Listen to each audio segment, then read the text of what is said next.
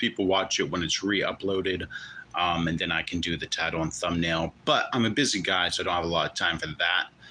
Which I really want to make time, but of course I work two jobs like every other American.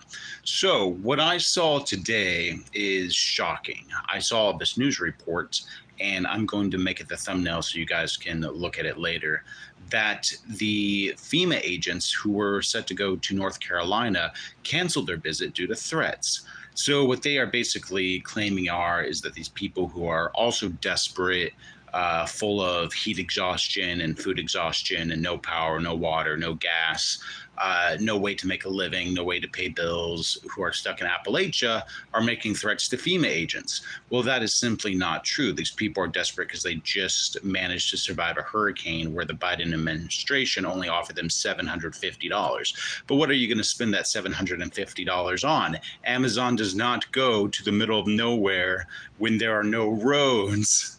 So basically, it's making all of these people suffer for weeks now, and then they are refusing federal help. So there's conspiracy theory that I brought on here. Now, this is definitely not a conspiracy theory site. It's news and politics and opinion. But the idea was that there was going to be, the federal government was going to make it difficult for people to vote in Appalachia to try to steal the election. And it's exactly what is happening. If they are refusing aid to residents, and these residents cannot go and vote because of it, because the roads are closed or the post offices are closed, which are also federally run, it's going to create an issue for them to vote. So they're attempting to deny federal assistance to people hit by the hurricanes so that they will not have the resources that they need to vote. And that is exactly what is happening, ladies and gentlemen. I don't want it to work. I don't think it's going to work.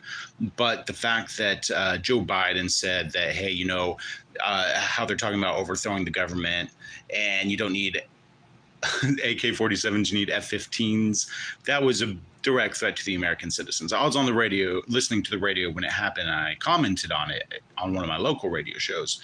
It's just one of these things that it doesn't make sense if you are an average person. If you say that these Trumpers are a threat to democracy and you withhold government assistance from them in a disaster, you're the bad guy. You're the Hitler. You're the whatever you want to call it. It's not the followers of the basically the most popular Republican presidential nominee of all time.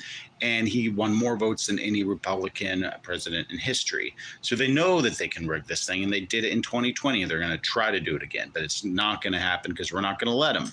Okay, in addition to that, last night, there was news that Trump had a third gunman at one of his rallies at Coachella. And Coachella is a very large area. So, of course, if you get 100,000 people, you're going to get one whack job in there. But this cannot be happening in modern day society. Everyone has poison of the mind, and they are not going to be able to stop Donald Trump unless they try to kill him. And we know that. Every YouTuber, every news outlet who has a lean of right-leaning blood in their body, they're not going to be able to hide this fact. And we just have to get out and vote. And I hope you guys do the same thing. And thank you for watching this short but very informative episode of Right Politics. And we'll see you on the next one.